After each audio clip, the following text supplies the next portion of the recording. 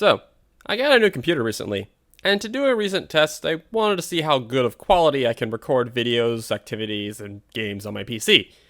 Oh yeah. Oh yeah. Oh yeah. I mean, I'm actually able to play Monster Hunter now.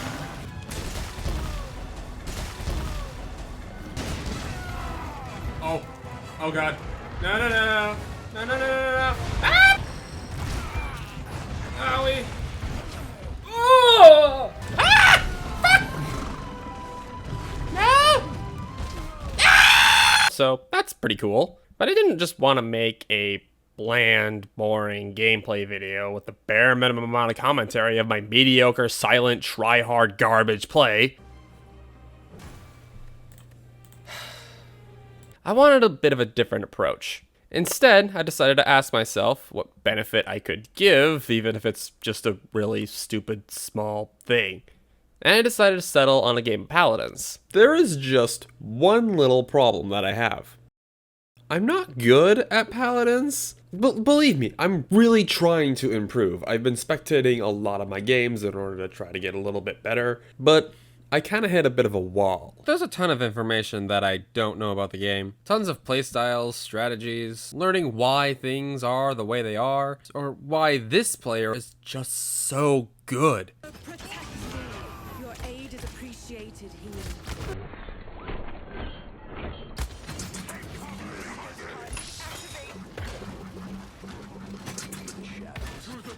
Holy crap. Huge play, dude. Holy crap. Wait, you don't know what just happened.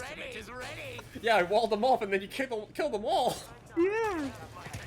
And while on this journey to improve, I wanted to get a deeper understanding of a character I personally enjoy playing, Barik. More specifically, his cards. I see so many players having so many different builds that sometimes seem to clash with each other, but somehow they top damage and carry your ass? I'm confused about it. So I decided to venture off into an experiment. I wanted to playtest each and every one of Barik's cards, tuning each of them to 5, crafting 5 unique builds around each card, and taking them all into ranked. After each card is done, I'll give my impressions on the card, document my thoughts over the course of all the games, and share them with you all. Just a quick disclaimer though, I didn't do each card in order. I didn't want to feel like I'm doing the same style of build over and over until moving on to the next card.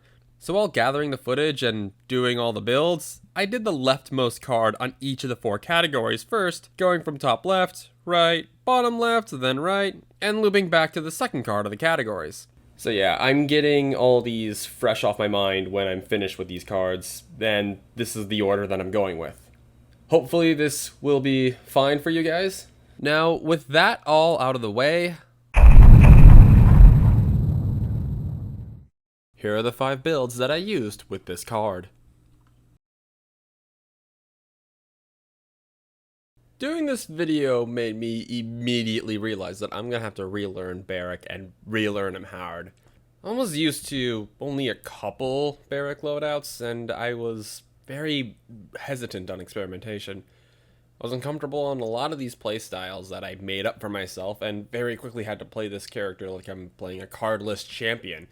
And while I'm playing these various builds with a focus on one card, I would, over the course of the match, have to realize what I can make use out of with these strengths coming from the cards that whatever I have. With that said, let's start talking about combat repair. I will be honest, I did not expect this card to be so useful. I used this card a ton when Forgefire first came out because no one was really sure how strong Forge turrets would be, and way too many people ignored them. Now, nobody does that anymore, and Forgefire turrets, even with this card, will still die pretty fast. What I didn't expect was how potent the turrets on their own are. This card actually allows these things to shine in all the little ways. The way it takes the heat off of you, the reliability of them just never dying so that they can keep you sustained, even the tiny extra amount of health that they can get just to pick someone off who thinks that you're nearly dead, only to get burned alive by a nearby Forgefire turret that you have just kind of lying around. The turrets just straight up refuse to die without the focus fire of either a damager or multiple enemies. While your forge fire turrets might still go down quick with this, regular turrets will just not die. And it's shockingly amazing against Fernando, even with Bulldozer 3. Not to mention, with 2 turrets in play, you are much harder to kill and your DPS increases quite a significant amount. It just feels so satisfying hearing that. Just keep on ringing. However, if the enemy team has damagers that are potent turret breakers, like say Dredge or maybe a Tyra, this card doesn't really do much. But overall, this card has its uses against certain champs, and is a death sentence to Fernando, requiring the enemy DPS to shoot at your turrets, even the small ones. This card at max does so much work for you against the right team, that I would put this card in a high tier of its own. And it's 100% worth having a build with this focus in the back of your pocket.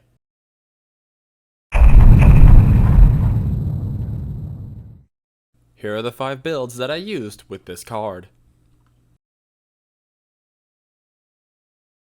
Now this is a card I'm used to. Boot builds themselves are my style of play, and Bowling Ball was always in those decks. But it wasn't ever at 5. It was easy coming up with boot builds, but the few games that I had to play without the extra boot support, I really felt it. Without my trusty failsafe, it's just a temporary 750 HP buffer, which feels like butter in the face of Wrecker.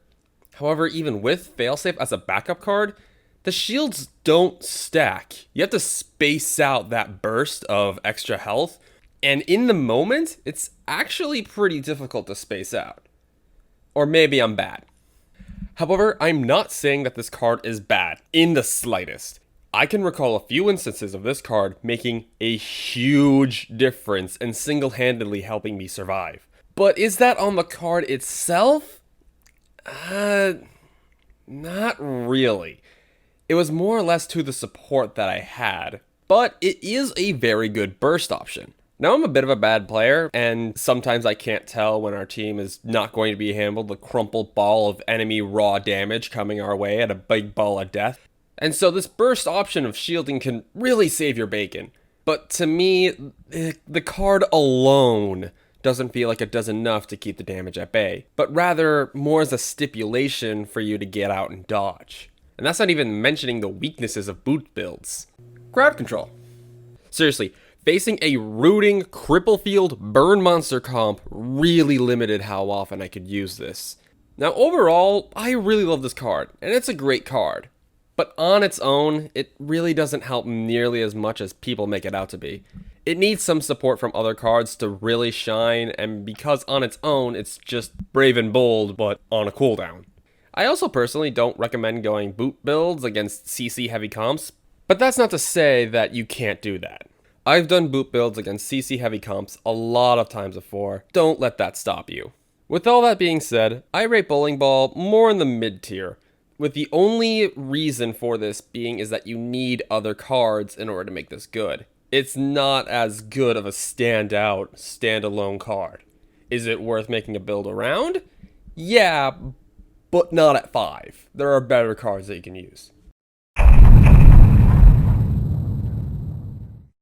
Here are the 5 builds that I used with this card.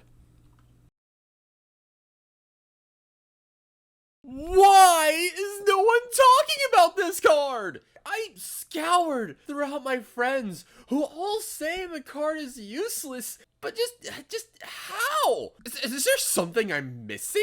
Like, am I crazy? It's a 30% speed buff for 5 whole seconds.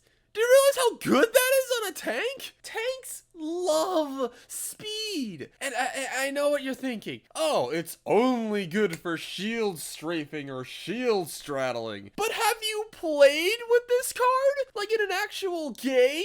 Well, first of all, do you realize how often you have to shield straddle? Do you realize how often that comes up? You have to fight that like every single point fight. Your main foes are enemy point tanks who don't give a shit about your shield and will just walk through it 90% of the time. Hell, even squishies or off tanks will just ignore your shield if they can get away with a push. This card not only lets you strafe for survival, but it gives you an out, an escape.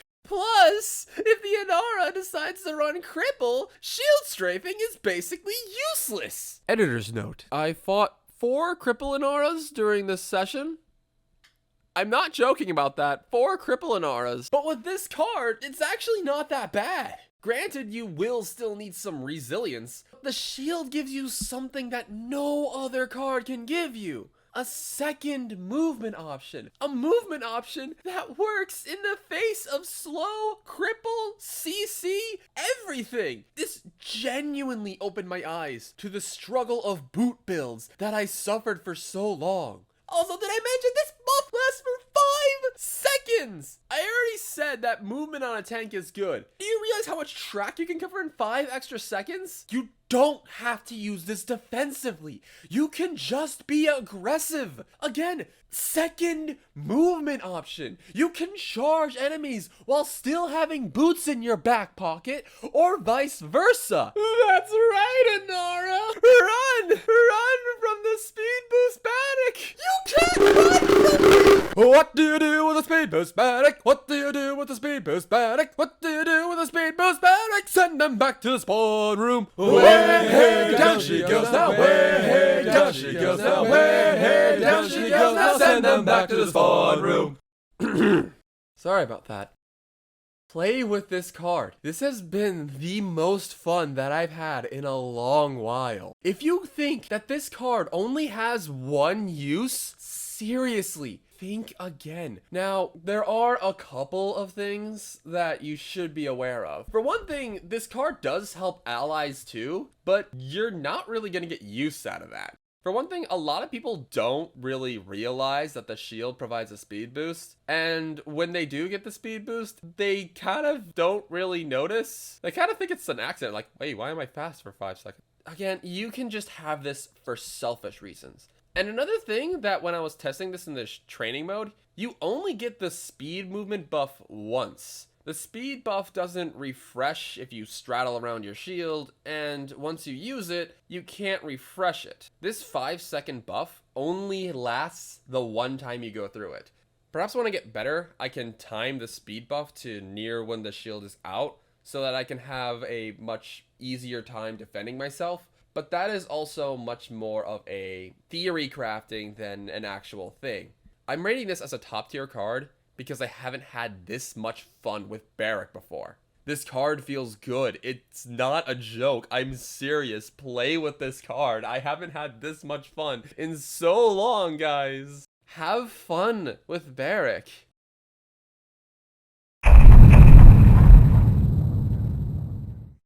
Here are the 5 builds that I used with this card. I feel as though I should mention that these 5 games I had were absolute, complete, and utter dog shit. Seriously, look at this matchmaking right here. What do I do about this? Get the fuck out of my games, Walkie! So the gameplay footage you're seeing here is pretty mediocre. No way to really show off any spectacular highlights. But I do have one particular highlight that I can show off in other builds.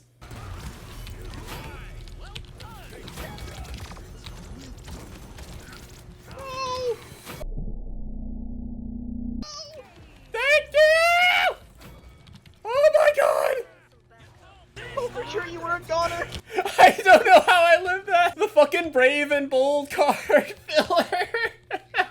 Increasing your max HP is a bit of a weird dilemma. It doesn't feel like it does anything. I ended up getting killed a bit too much and a bit too fast for my liking throughout most of these fights. Again, because of matchmaking. And while it helped quite a bit during certain engagements, it never really felt like it did a whole lot. Keyword there being felt. You don't see yourself at this low HP value too often, or rather, you really shouldn't. The way I and a lot of people see HP isn't really on the numbers, but it's rather on a rough percentage. There is still that threshold, that little area that you look at to decide when to stay and when to fight. This means that you stay in the fight for just a little bit longer, able to get that extra shot, that extra damage, that extra second that you can stall for a healer to heal you. Extra health is insanely helpful even if you're not noticing it. Because, let's face it, you're going to get shot. You're going to lose health. And as a tank, you want to use that extra health advantage to threaten and force out other damagers away from you. At least I would if I wasn't fighting against other masters of diamonds who pay for walking. Get the fuck out of the games! It feels weak to run this card. It really feels like nothing else is happening. But you have so much more wiggle room to make mistakes. It's just that when you are up against players completely out of your league, that wiggle room feels pointless. The extra buffer that you have, though, is undeniably amazing. Not too many people used to run this card, but a couple patches ago, Barik had an increase in health from 3,400 to a clean 4,000. And then suddenly he became the most overpowered tank in the game. That small HP buff really does a ton, and it does great things. I just suck. The one game I was actually able to do things in, I was much more confident in being able to make pushes, stand my ground, and even became significantly harder to get killed. The way I see this card, it's just a good fill card that you invest a couple points into. If you want to try learning Barik while experimenting with other cards, be sure to use this card to have a bit more breathing room. High tier card overall, but if I were to go on just the 5 terrible games I had, I would have rated this as a garbage card. But I know its strengths, I know its positives, and I do recommend this card.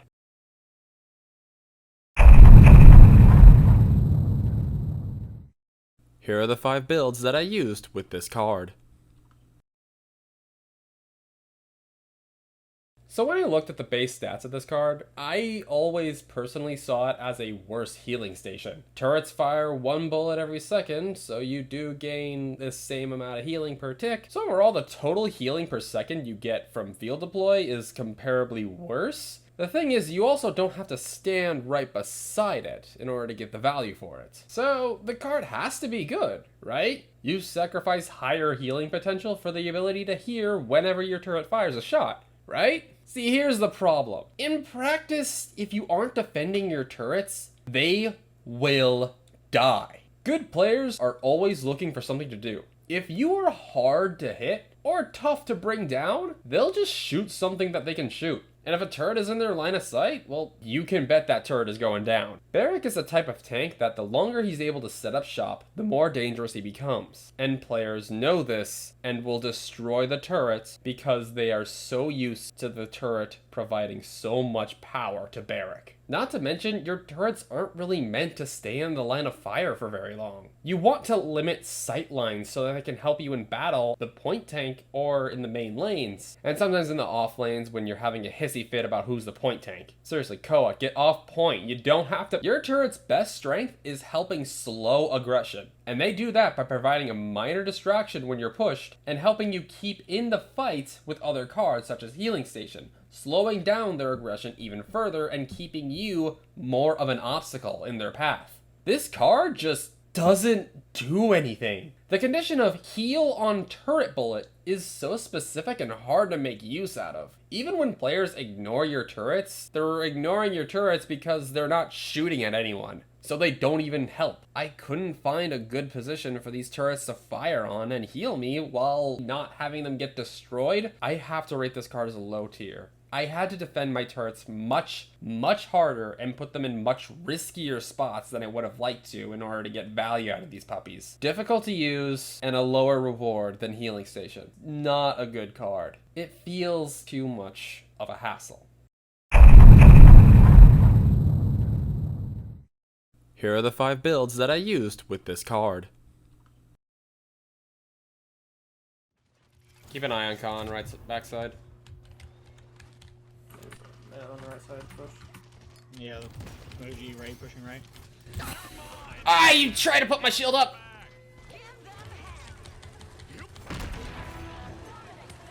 I made it back! Holy shit! Fuel efficiency! Holy shit, you saved my life!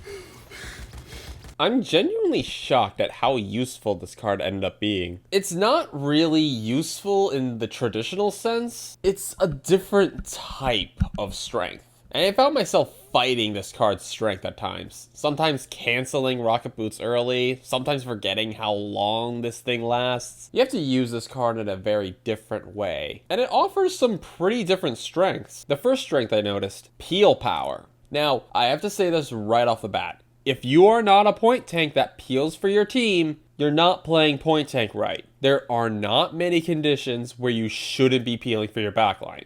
And even then, you should be peeling for your backline. This card really helps you be a more effective peeler. You can travel greater distances, and I even found myself wandering far away from the point to deal with the flanking Leon that's been causing massive problems for my backline. And using my boots, I'm able to return to the point from a pretty far distance. The second strength I found is a fake retreat. Sometimes I'm able to just run away, get healed up during that quick second, either through supports or cards, and when I return, the enemy I was originally fighting is looking somewhere else. Now, do be mindful that you can't really abuse this. It's not too effective, but it is helpful. It is important to keep note. But players will always adapt. Or hey, you could just straight up relocate to a different location. And then there's a third strength, which I like to call boots are fast, really fast. You're a lot harder to hit in general, and it's nice for stalling or even just retreating all the way back to hard reset. It's a little niche, and it's not a situation you want to be in, but it happens. You can't be perfect. But the biggest strength of this is its ability to peel. If you find yourself needing to peel often, this card's pretty good, and you can even combine it with Nimble for even better results. Fuel efficiency is surprisingly good. I've been able to make this work, shockingly enough. I feel it's worth pointing out for players wanting to try this out that you might feel a little weird. It's definitely a different playstyle. It's enjoyable, for sure, but I can't deny that it's helpful. It's neat, it's nifty, it's creative. Hey, hi, post-editor Zammy here, and I've kind of just figured this out. So let me just take this map of Shattered Desert here. So basically, you're paired, and you're in the center. There's a lot of space around you. There are more spaces on the board that you couldn't access without this card. It opens up much more options and opportunities for you to move, relocate. More space to do stuff on basically means that you can give the illusion that you're everywhere at once, and that is absolutely terrifying.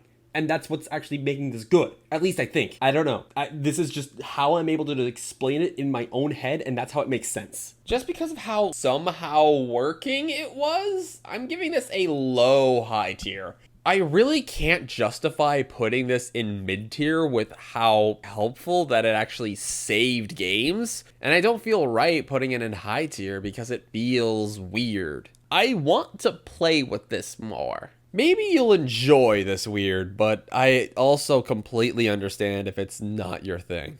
Don't force yourself into it if you don't want to. But know that it's actually perfectly viable. Here are the 5 builds that I used with this card. I have a lot to say about this card, and none of them are very good. Now granted, I went into this thinking this card was going to be absolutely crap, but I also had the same opinion about accelerator field and fuel efficiency, so I can be proven wrong. But here's the thing, this card not only feels bad, but it feels like I'm left at a disadvantage using it. Your shield lasts significantly longer, and you can stay on point for much longer. Everywhere else, it doesn't do a whole lot, if at all. Paladins is a very different game when you go into the payload phase, and while your shield can undeniably be a very powerful tool, the more damage the shield stops, well, it'll eventually break, which will happen a lot more on choke-heavy maps like Fish Market or Bazaar. And you do notice your shield breaking a ton more with this card, but it's also up for longer, so it has more time to get destroyed. I get that, that's fine. But the moment your enemies look at your build, they'll see it, and they'll break you in half with any amount of wrecker. I notice my shield break so much more often, very quickly. Even during the point fight, where this card's strength is at its best. And this card struggles late game because even if they don't notice, they might just take wrecker just because. When your shield is ignored, that's when this card is at its best. However, in reality, when your shield is up, enemies tend to try taking better angles or just straight up charge through you. But if it's a good shield, sometimes the enemies will just know when to retreat for a better opportunity. And that's where this card really shows its ugly head. Your shield cooldown will not start until it goes down. So even if it's destroyed, it at least did its job and it's not hindering you. If it doesn't, it just increases your shield's cooldown by a whole 3 seconds. Granted, placing my shield in an ineffective spot might just be me being bad, but I'm not a master, and I'm willing to bet that you, dear viewer, aren't either. You make a single mistake and you feel it. Hell, there were some times where I was expecting my shield to go down sooner so I could push for a better spot, but the shield stayed up longer and I'm struggling to decide if I leave the shield or not. Not only is this card niche at best, but it punishes you for misusing it. I cannot stress that enough. It will punish you for misusing this card. It falls off hard late game, and it feels like you hunker down way more often, which realistically only helps on the point. Terrible card, one of Barik's worst. It might be fine as a filler, but absolutely not as your main source. Here are the 5 builds that I used with this card.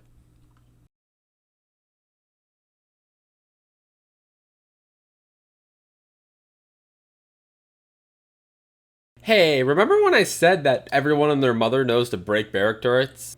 Every now and then that'll bite you. Again, you can't really ignore turrets too much. They do a lot of unique things, and even more with the proper builds. So what does this card do? Reset the cooldown of every ability you have, which on its own does a lot. When you're playing a point tank, you're oftentimes in this unique dance. You can't stay on point forever, at least realistically. So you place down a shield, ignore the damages until it goes down, then you get pushed so you have to run away. Your turrets get destroyed, and the cycle resets. But when your turrets go down, this cycle gets restarted quite a lot faster. I absolutely love this card because you can spend just a few less seconds out of the fight. And you might be thinking this only helps when you're getting pushed, but you'd actually be surprised at how well this ends up keeping you sustained. Because your turrets are a potent tool, but also get shot at by everyone, you can intentionally place them in a crappy spot to reset your other more important cooldowns. I'm generally significantly less worried about where I place my turrets and just place them down where I think that they can do something. And since I want them to break, it's really effective. Even if you only use your turret cooldown, and only the turret part of your cooldown gets reduced, that's still a cooldown reduction. You really don't need to worry about every cooldown. You don't need to time them right to die. They just go down. If you have values in other cards, you may want to use those valuable cooldowns like a shield build or a rocket build before those turrets go down, but even still, the turret will come back. I can only think of one time where this didn't really work out for me. I have this turret here. I have it placed pretty poorly, intentionally, and I really want it to die, but it only goes down to 1 HP. I could have put up another shield just from that turret destruction here. I might have lived. Or maybe not. And not to mention, I also hard focused on trying to get it to break. But that isn't to say that you shouldn't work with the turrets though. In fact, it works really well with turret builds. You retreat to your turrets, or even retreat further, those turrets will usually break and you can relocate your turrets. Hell, this card works with every playstyle imaginable. Want more boots? Turret reset. Want more shield? Turret reset. Want Barik reset?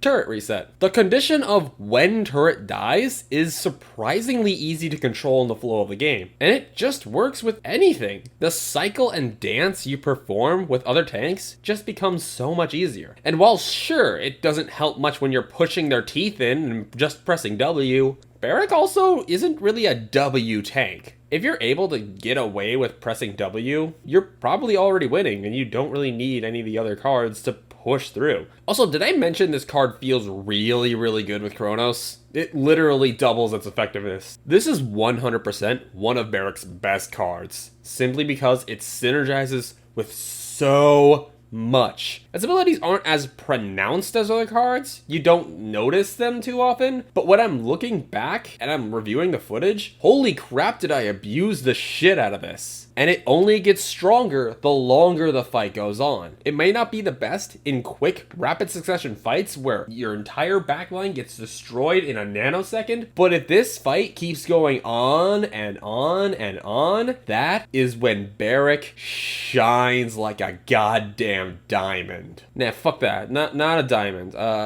Moissanite. Yeah, fuck diamonds. Get the cheap moissanites. They're actually a lot shinier too. Life tip. Bam.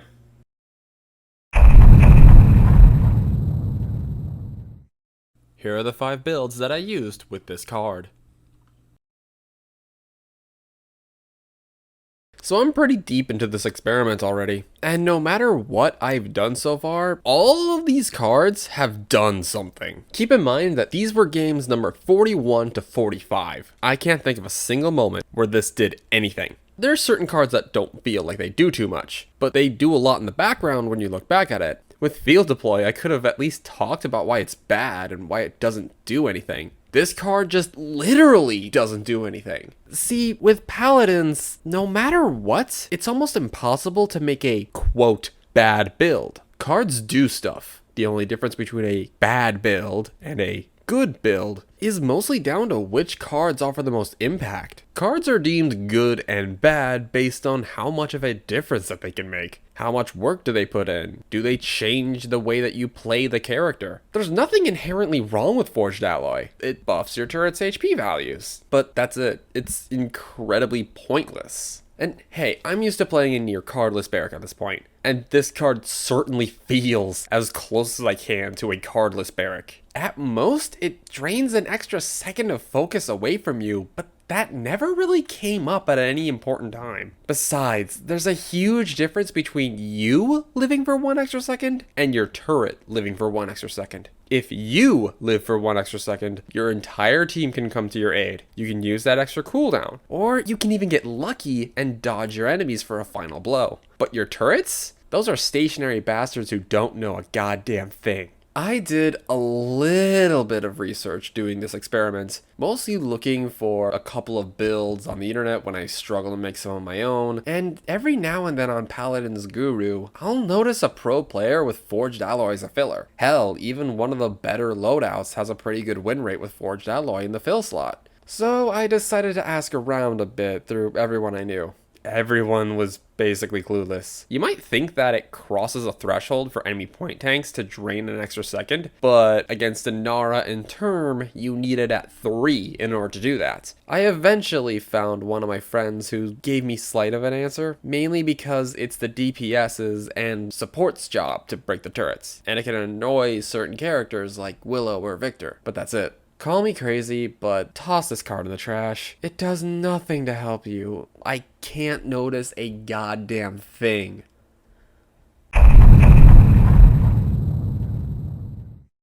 Here are the 5 builds that I used with this card. I don't think I gave Bowling Ball enough credit. Bowling Ball is an eject button, an instant emergency, and instant temporary health. Double Time gives the same amount of extra health, but over a slower duration, and it is affected by Cauterize. So you'd imagine this wouldn't be as good as Bowling Ball, and to an extent, yes? Using this for just a health buff isn't quite as strong, but it has its use. The amount of health that you're healing for is equivalent to the power of 2 healing station turrets per second for 3 seconds. You have that more bursty sustain, capable of staying in the fight or shortening the time you have to spend waiting around for a heal. But as I'm getting better in Barik through nearly 50 games of Barik one-tricking as often as I can, boots have a lot more utility than I imagined. Just being able to reposition is a powerful tool, a lot more so than I thought. And the extra healing you get while repositioning is really helpful. But I also noticed how weak Double Time itself is on its own. But holy crap, this card feels insane when you have the support of other cards like additional Bowling Ball for that extra instant eject, and Failsafe, which just straight up gives you 4 healing station turrets at the same time. You can become really hard to kill. And yeah, I did say that it's worse with Cauterize. Since you are in direct control of yourself, you can control when you are and are not affected by Cauterize. You can even avoid the debuff of Cauterize if you're evasive enough. And boots do really help with evasion. The burst heals are great. Fantastic even. It's great to retake, sustain, or even retreat. It's kind of hard for me to talk about just a single part of the boot build that makes it strong though. On its own, it helps keep you in the fight. It's pretty strong early game, and unlike Bowling Ball, if you misuse it, you're not exactly punished. And with Failsafe? Oh man, you better have caught 3. You're not killing Barik very easily with that. It's a really good card, and it can make a good build. But it's also a little weird without support. I'm having a lot harder of a time explaining that. At least in a way that doesn't make me feel a little repetitive. Boots are good. I like boots. And you know how I said that bowling ball is basically brave and bold, but on a cooldown? Well, double time is also that, but slower and more vulnerable, but much less wasteful. I really want to rate this card higher, but as I'm getting better with Barik, experimenting with so much at this point, I can't really put it any higher than a basic high tier card, or maybe at the top of mid tier. This is a card that you can't go wrong with in your deck, but becomes terrifying with proper support.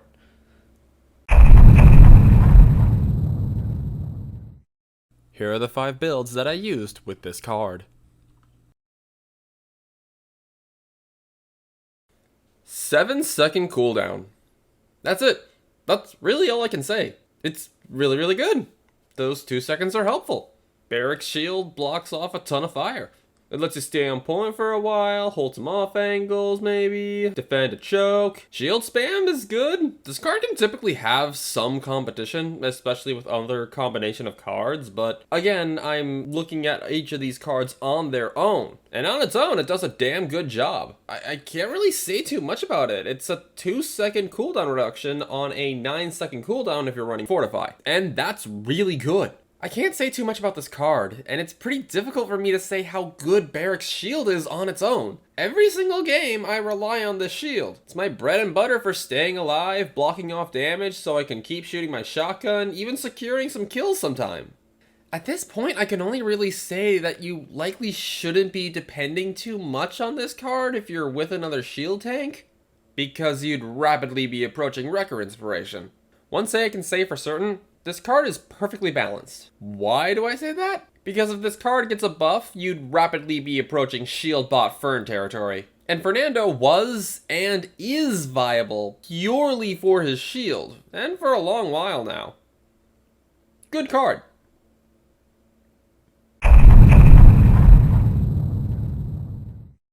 Here are the 5 builds that I used with this card. From the get-go, I knew this card was going to do one of 2 things. Either surprise me on how incredible of a sleeper pick this card is, or surprise me on how poor this card is. And after playing with this card for a while, I've come to the conclusion of, meh. I'll be honest, maybe it's because I've been playing Barik a bit more conservatively, and a little weird, honestly. I swear this experiment has fried my game plans for like everything. But unlike One Man Scrap, where it's surprisingly easy to control when your turret breaks, it's significantly harder to control when your opponents die. Despite how much damage you deal, you're likely not going to be participating in every single elimination. Yeah, you partake in quite a lot of them. But let's talk about when those elims happen, because that is when this card really struggles. I talked before about how main tanks tend to go into this little dance, and knowing when and where to use your cooldowns is key. Sometimes this means you burn your cooldowns like they're candy, and sometimes it means just being cautious. And when you're cautious, you get no value out of the elimination cooldown reduction. Even when you're trying to be active, one of your strongest cooldowns is your shield to secure a kill. But the cooldown only triggers when your shield goes down, as does the cooldown reduction. So in order to get real value out of this, your turret has to be used, you have to be using your boots, and your shield has to also be down. Which, realistically, if you don't have your shield, you're likely not going to have a very easy time getting kills. It's very difficult for you as Barik to secure kills on your own. Unlike other characters, say a character like in the damage department like Tyra, her cooldown reduction is insane because she's constantly dealing damage. She has a nade, she has fire, she has mark. You're going to be burning those abilities pretty consistently, and they can sometimes secure you a kill, and immediately you get those abilities back. But main tanks don't often have that luxury, and especially Barik when his only real kill power is his gun. And not to mention, players will run away from you if you have a powerful advantage. I mean, literally tanks are designed to chase people away. You have to rely on your team to get the kill. And that's where this card can be incredibly frustrating. It's team dependent. You really have to rely on your teammates' abilities, which is another factor you can't control. And the better the enemy is, the harder it's going to be to get kills. I'm unfortunately going to have to rate this card as a low tier card, mainly on the unreliability of it. It's not a bad fill card, but really not a good main card. Just like with field deploy, reliability is really, really important, and this card does not have it.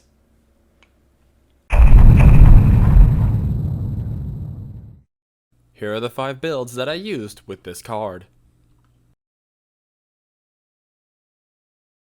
I have a long and storied history with this card. Back when I used to be a scrub at this game, just like literally every single person that ever played any video game ever for the first time in their own lives, I had absolutely no idea why Barik was good. I had no real clue how to hold a point or do anything of value. I was just told Barik's a good point tank. Then I started looking at the character's cards, saw this card, and then everything just clicked. This card is the sole reason that players know to shoot your turrets. Barik is the kind of character that the longer you leave alone, the stronger and more dangerous it becomes. This card not only showcases how ridiculously strong he can become, especially when he just has 2 turrets healing him, but it gives him more time to reach that level of danger. It gives your turrets a second utility from damage into a consistent sustain that gives you more and more health, and especially so in a key choke point. And it's really good. It's fantastic to rely on, especially if you can hide it in a hard to strike position. It lets you hide away that turret into the back corners of some maps, and then they can't shoot at it. They can't kill it, and then you have 2 of them.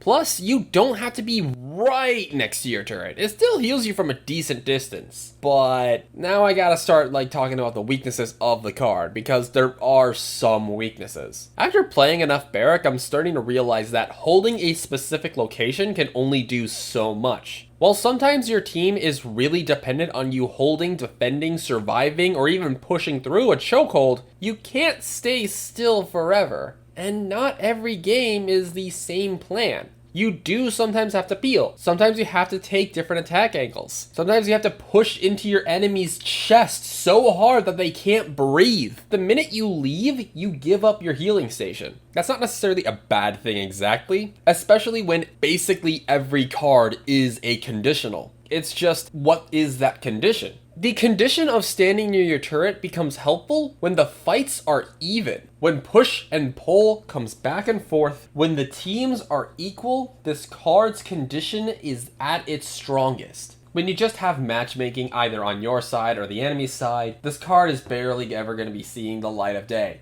But when the games are even, that is when this card is good, and that is why I have to rate this card as a top tier card. However, another thing that I want to really quickly gloss over is that because I haven't been playing this style of Barik in a very, very long while, I happened to notice that this card's strength ended up being somewhat map dependent. And I can definitely see that. Certain maps like the fish market points tend to be really, really hard to keep your turrets into a hard to hit position. But at the same time, Fish Market also has that infamous chokehold that the enemy team just can hold forever. I highly recommend going into custom games and just studying maps, angles, locations for just optimal healing station turrets. It's fantastic as a stepping stone and also great as a high skill ceiling. Oh yeah, by the way, did I mention it works with Forge Fire? Yeah, it works with Forge Fire. Pretty good. Here are the 5 builds that I used with this card.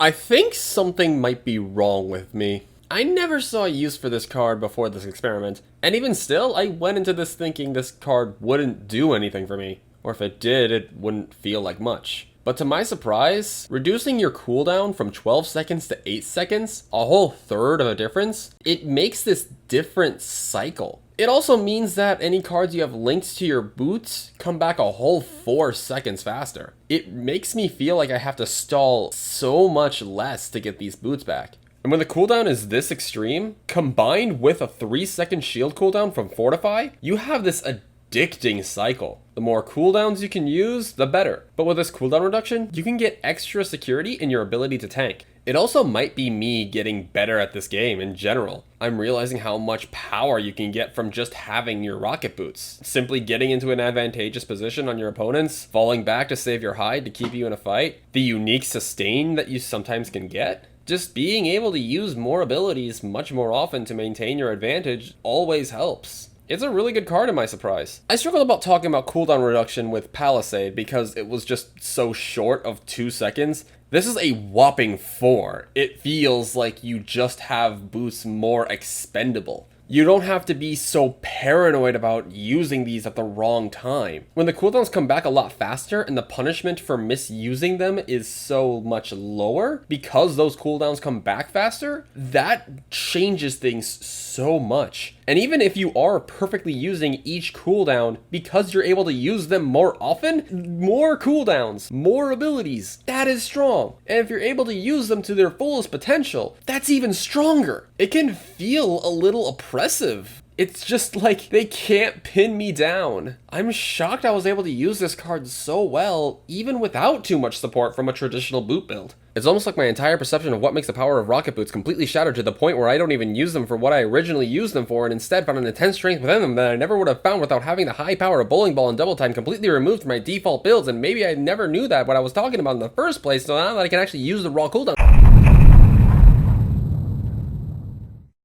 Here are the 5 builds that I used with this. Fuck this card! I hate this so much! Why did I ever agree to do this experiment? No, I didn't want to do this card. This is the one card that I've been dreading using the most. There were some other cards that I definitely was dreading using, and others, you know, some of them were surprising, some of them were surprisingly awful, some were about what I expected, but this, not only on paper does this seem like a terrible idea, but in practice, what the fuck do you do with it? Now, I have to have some disclosure here. This is a really good card. Probably one of Barik's strongest cards, if not the strongest card. But Jesus Christ, I cannot stand this card being at 5. Failsafe is the type of card that functions as a main card despite what level it's at. Though usually you'll see it at 3. Every now and then you can tinker it around, maybe put it at 2, maybe put it at 4 if you're having certain problems. But 3 is typically like the golden standard of failsafe. And the thing is, if you have it too high, it can actually be actively harmful. You get low and then this thing will proc no matter what. And you have to remember, this thing has a 45-second cooldown before it'll reset your boots again. Meaning that half the time that you have this, it'll only ever get used once per fight. Like, keep that in mind, once a fight. It's a really powerful card for that once per fight, and the reset can save your life in a dire spot. I felt it several times even before making this video, and the extra power that you can gain from bowling ball and double time, it gives those cards double the value. In fact, failsafe is the whole reason that those cards are good in the first place. But if I have to judge all these cards on their own, this feels really clumsy without any additional support put into it. Remember way back at the start of the video where I would mention Brave and Bold, and I was talking about how you tend to see health bars as sort of this percentage? There tends to be a reason for that. At the end of the day, you are a tank. Your biggest strength is your massive health pool. Because of this, you want to use that health. You want to take damage until you can't take any more damage to make space. There's a reason that people will laugh at you if you use this any higher than 3. In fact, 3 is pretty much the most comfortable spot you could have. It's incredibly frustrating to have this card at 5 because it's just so bad. You just don't care that you're at 50% HP. 50% is not worth running away over unless their entire team is after you. So whenever I wanted to need this card, it was always at a very inopportune time. I use it when I'm very low, like near death. And once you hit 30% of your health, you're a pretty tasty target for a lot of people to start focusing on. And that's why failsafe is really good at 30%. It makes you harder to get killed. But at the same time, I just can't see the value in this card anymore. I don't see the value in failsafe, even when I decided to run a few games with this at 3, just to try to remember what failsafe feels like. Maybe it's because I've been basically limit testing and playing as aggressive as possible when this card is inherently defensive. I used to love this card, and, well, now I don't. I actually enjoy Red Streak and fuel efficiency significantly more than failsafe, and I feel like I get so much more value out of them. The thing is, I know why failsafe is so good. It's really, really strong. I use boots so much better now. Why can't I make the second one good? I thought boots were the best. Have I been lied to this whole time? Am I really that bad? Does this just suck? This is supposed to be the best card. Leave 'em, Sammy, leave 'em. Oh, leave 'em, Sammy, leave 'em. For this video's long, and these boots aren't strong, and it's time for us to leave 'em. Finally. It's finally all over. What a journey. So many queues, flawed matchmaking, colorful characters. That's shield works, you know? No, if you're on the high ground and you place it there, he can't shoot Hey, at did you you. guys hear that they leaked the name of the next Paladins champ already? What the fuck, bro? 3. Yeah, dude. 2. Apparently it's called Candace. Okay, cool. Candace Dick I Pic, you just know? realized! I finally got to play 80 games of Barik. This took me nearly 4 to 5 months to do, or roughly 2 splits. That almost certainly doesn't sound impressive, but considering Barik's value in the current meta, I wasn't always able to play him. So realistically, I ended up playing, I'd say, about 40 to 80 extra games, so either way, we've hit the end, and now I can give a quick summary of each card, starting with what I think the best cards in the game are. I will say One Man Scrap is by far the best. It has synergy with almost every build, it raises the base power of Barik, and it's very reliable. Brave and Bold is on a similar line towards One Man Scrap, though it does feel a little less impactful in exchange for more reliability. Accelerator Field is a sleeper card. The extra movement speed for 5 extra seconds adds a lot more power to your shield. Additional utility is never a bad thing. Healing Station is one of the biggest reasons your turrets will get targeted. The reliable sustain is incredible, and depending on the map, it can be next to impossible for enemies to take proper angles against your sustain. And those are the best cards in the top tier category. And now we're going to the cards that are really great to build around. Failsafe, despite my inability to use it at 5, it's fantastic at 3, and it's great along with Bowling Ball and Double Time for intense survivability. Fuel efficiency is also up there in the boot category, and Red Streak isn't bad if you can fit it in. The boot cards in general all have their uses, and it's more about figuring out what combination you prefer. Combat Repair is a firm threat against Fernando, forcing teams to use teamwork to take down your turrets. It also means if you run Forge Fire, the power behind this becomes significantly more lethal. Palisade is just good. The cooldown reduction is nice. It's not really a card to build around, but more so to complement any deck. And now we're going into the trash tier here. The cards to avoid, or at best, use as fillers. Bunker just leans on redundancy. The amount of health gained on a shield, it's just sad. Field Deploy is just really unreliable. You might as well just use Healing Station, since that heals not only for more, but it also won't leave you dry. One Man's Treasure is also bad for the same reason as Field Deploy. You can't control when you kill someone, making the unreliability insanely rough. Forged Alloy, I just can't figure out how this helps. I really can't. If someone can tell me why this is useful, I'll give you a pat on the back. Foundation is the only truly bad card in Barik's arsenal. It becomes dead late game, and if you use it improperly, it's a lot more punishing. And that's it for the cards. This experiment took me so long that I'm changing my Discord icon, and now I'm taking a break from the game while I'm editing this. If you guys want some solid builds for yourself based on my experiences in the video, I'll put some up on the screen for you to see. I'll try keeping these updated and changed as the balance patches go in. Just input from Zamizu right here. If you're watching this in the distant future and one of these cards has been completely reworked or the numbers have been tweaked slightly, feel free to experiment with them. This game gets some unique changes every now and then, and I mean, we're getting cauterized in the base kit next patch. I might consider doing an experiment like this again. This was a ton of fun while I had the pleasure of doing it. Although I don't know if I can get away with this level of experiment with a character like, say, Terminus or Damba or Tyra. But if you do know a character that I could realistically do this experiment with, just let me know. I might give it a shot. With all that said, I absolutely love each and every one of you guys for doing the bare minimum of just giving me your time. Just remember that no matter where you are, someone out there loves you. And to show it, I'm gonna leave you with the single best Terminus ult in the entire game. No thing, no thing.